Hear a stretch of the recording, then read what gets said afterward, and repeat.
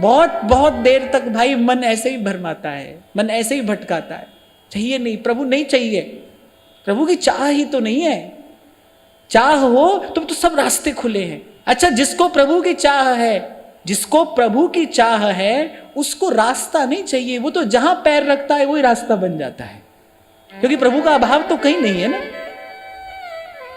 बिल्व मंगल चले, नेत्र नहीं है, चल पड़े। कहां चल पड़े? वृंदावन की ओर। रास्ता जानते हैं? नहीं जानते। कोई बताने वाला है? नहीं है। न स्वयं मार्ग जानते हैं और न कोई बताने वाला है, कुछ भी नहीं है। किसी ने पूछा कहां जा रहे हो, तो कह रही जिधर तुम छिपे हो बस उधर देखना है। मुझे नहीं पता कहां छिपे हो, पर जिधर तुम छिपे हो, मेरा लक्ष्य तुम हो, तुम्हारे लिए चला हूं मैं। आंख का अंधा व्यक्ति, शरीर से निर्बल व्यक्ति, उसके पास कोई योग्यता, कोई पात्रता, कोई सामर्थ्य नहीं है। उसके पास बस एक बात है कि वो प्रभु को चाहता है, वो श्री कृष्ण को ढूंढने के लिए निकला है।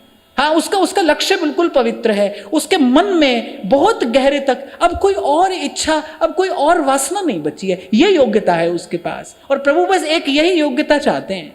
तुम्हारे पास बुद्धि है, नहीं है, तुम शास्त्र का विचार कर सकते हो, नहीं कर सकते, तुम में जप तप करने की भी साधन सामर्थ्य है, नहीं है, उनको इस बात से कोई लेना देना नहीं है। भाई, अनंत अनंत ब्रह्मांड हैं, असंख्य असंख्य जीव हैं, कौन जाने कहाँ कहाँ क्या क्या कर रहा है, वो उनको ना किसी की पड़ी है ना किसी से पड़ी है। वो तो कह रहे हैं भाई जो जस करे सस फल चाखा, तुम अपना करते रहो, भरते रहो।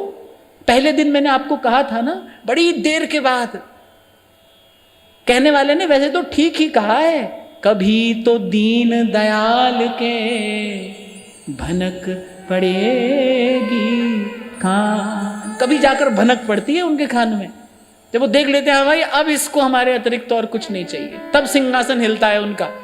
जैसे इंद्रादि देवताओं का सिंहासन तो ऋषि मुनियों की तपस्या से डोल जाता है ना। ऋषि मुनि तपस्या करते हैं, इंद्र का आसन डोल जाता है। ऐसे प्रभु का आसन किससे डोलता है? प्रभु का आसन डोलता है निष्कामता से। जब जीव निष्काम हो जाता है, फिर प्रभु अधीर हो उठते हैं उससे मिलने के लिए। प्रमाण मिलता है संतों की वाणी में इसका। कबीरा, कबीर कहते हैं ना, पीछे पीछे हरि फिरे, कहे कबीर कबीर, कबीरा मन निर्मल भया, जैसे गंगा नीर। अच्छा, इस पंक्ति में एक और गूढ़ार्थ छिपा है, यानी कबीरा मन निर्मल भया, कह रही जैसे गंगा नीर।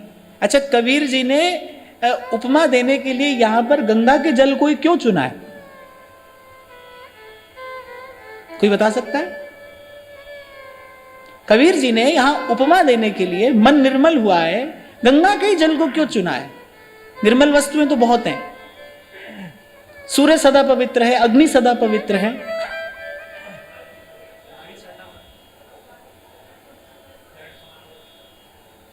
क्योंकि गंगा जी के जल को सदा नारायण के चरण कमलों की स्मृति बनी रहती है। यानी कोरी निर्मलता नहीं है इसमें, निरंतर हरि स्मरण का माधुर्य भी है इस मन में। कबीरा मन निर्मल भया, जैसे गंगा नीर, पीछे पीछे हरि फिरे, कहे कबीर कबीर। तो ध्यान रखना, ऐसे तपस्या हिला देती है देवताओं का आसन, ऐसे प्रभु का आसन डोलता है निष्कामता से। जब मन निष्काम हो जाता है, मति निष्काम होती है, जब फिर प्रभु अधीर हो जाते हैं उससे मिलने के लिए, फिर दौड़ पड़ते हैं प्रभु, फिर प्रभु से नहीं रहा जाता।